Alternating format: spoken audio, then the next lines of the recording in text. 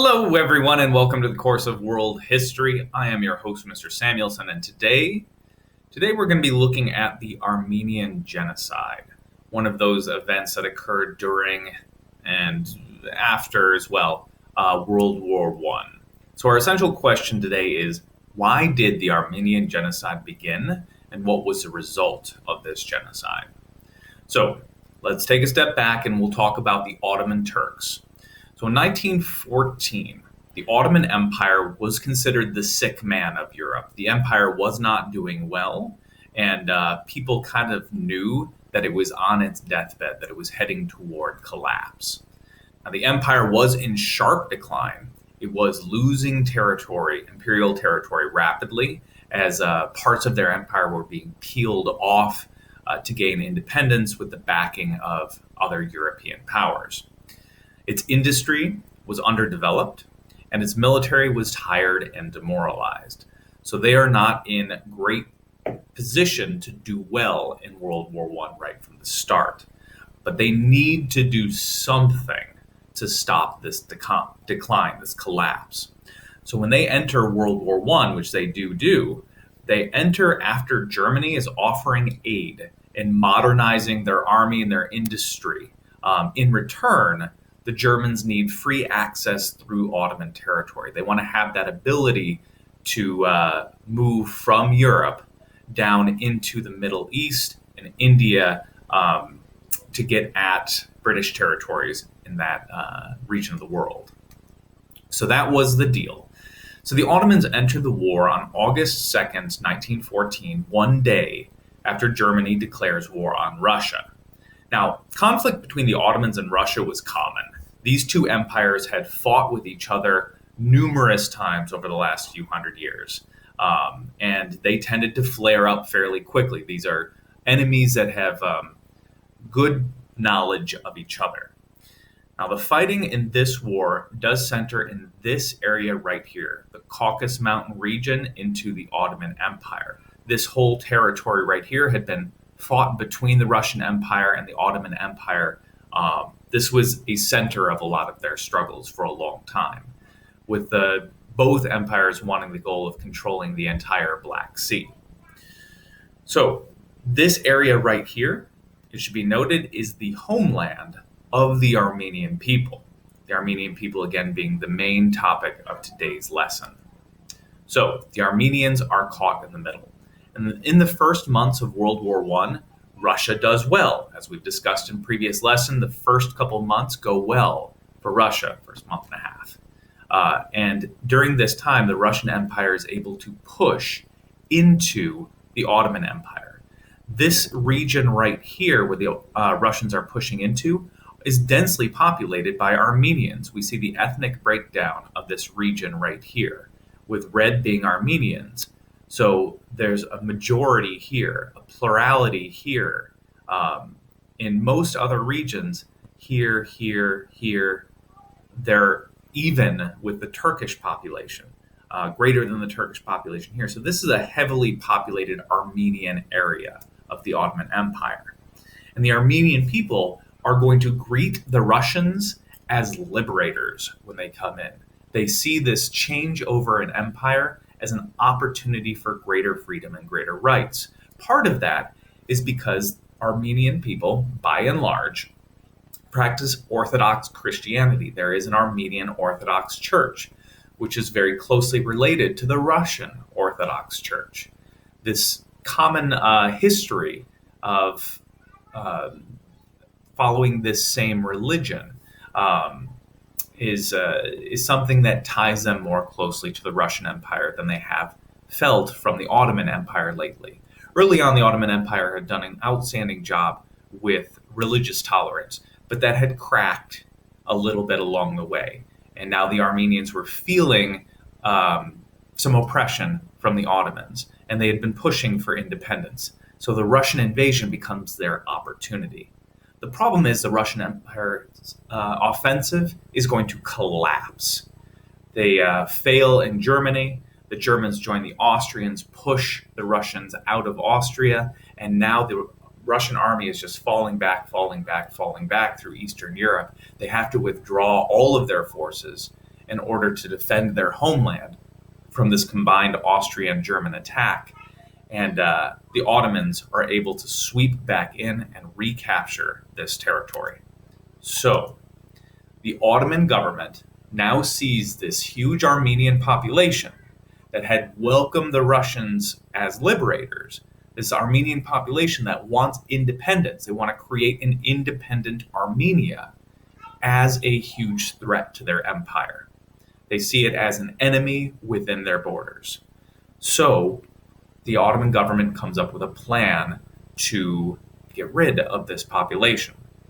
The term ethnic cleansing can be thrown around. We're going to swap that for genocide in a little bit. But the idea of ethnic cleansing is simply that you remove an ethnic population from your territory. This can be done without killing, and it can be done with killing. The Ottomans are going to be heading toward killing a lot of people. But at first, it's broadcast as an ethnic cleansing. People are going to be forced to leave their home. They are sent to deportation centers where they're going to be organized and then sent out of the country from those deportation centers. Thing is, you resist, you're killed. If there's any significant resistance at all in a town or village, the entire town or village is killed. The Ottomans come in and see anything other than wholehearted support for what they are doing, they're going to kill a large number of people. So these deportations, turns out, were largely just for show. This was never really a plan for mass deportation. This was a plan for mass extermination of the ethnic Armenian people within the Ottoman Empire. So the first 7 months of the genocide sees about 600,000 Armenians killed outright. These are either people who resisted militarily or villages, towns, cities that were seen to be supporting that resistance. People were just shot and killed outright. Another 400,000 are going to die in transport to the deportation centers. So people are gathered, they're sent on marches like the one shown in this image here. And while they're on those marches, they are intentionally not fed. They're intentionally marched through deserts and not given water. And people drop dead of starvation and dehydration. This was the plan. Those few who did arrive at these deportation centers wound up not being deported right away. Instead, they were put into concentration camps to await deportation. And in these concentration camps, again, food, water was denied. And so people are dropping dead in these concentration camps, largely through starvation, but there was some intentional killing as well. There was some gassing and some other things that we'll see in World War II genocides as well. In all, the mass killings, million deaths happened in the first 7 months. But you extend this over the full 8 years of the genocide, and we see about 1.5 million Armenians being killed at the hands of the Ottoman Turks. This is a map just to show of the Anatolian Peninsula, the main heartland of the Ottoman Empire, and these are the centers where people were killed. These are in black, we see the deportation centers, where we also saw concentration camps as well. All right, so the Allied response. What are the Allies doing about this? Well, it's not hidden. The Allies know about this. This is not something that is happening. World War II, the Holocaust, there were at least efforts by the Germans to conceal what they were doing. The Ottoman Empire is not really concealing what's happening. So the world knows, the Allied powers know, and the Allies don't like that this is happening. They condemn the Ottoman Empire for doing it, but they have virtually no power to stop it. The only thing that may possibly have stopped it was an invasion of the Ottoman homeland. But as we know from past lessons, the Battle of Gallipoli is a colossal failure for the Allies. The Allies cannot successfully invade the Ottoman homeland. The Ottoman Empire, weak as it may be, is strong enough that a direct assault on its capital city to knock out the Ottoman government quickly is not possible. And so the genocide continues. And by the time the Battle of Gallipoli is over, again, that the first million people of the genocide have already been killed. So going forward, the denial of the genocide. This is one of those genocides that still has an interesting legacy here in that people deny that it happened. Now, coming out of the war, an independent nation of Armenia is recreated. There was an independent Armenia a couple of times throughout history. Armenians had their own independent states, but Armenians had not had their own state for a while. After World War I, an independent nation of Armenia is created, exists to this day in the Caucasus. The nation of Turkey is created in 1923. So the Ottoman Empire is disbanded, dismembered, but the Turkish people maintain a homeland of the nation of Turkey. And Turkey refuses to acknowledge that this genocide happened, that there was resistance and there was fighting, but that all the fighting was legitimate wartime fighting. There was no intentional murder. There was no intentional genocide. It was just a consequence of the war. Turkey has continued to deny wrongdoing to this day. They simply say this is something that happens in war. And no, of course we didn't intentionally starve people. And no, we didn't go in and slaughter villages. We fought against revolutionaries and we killed people in the act of war.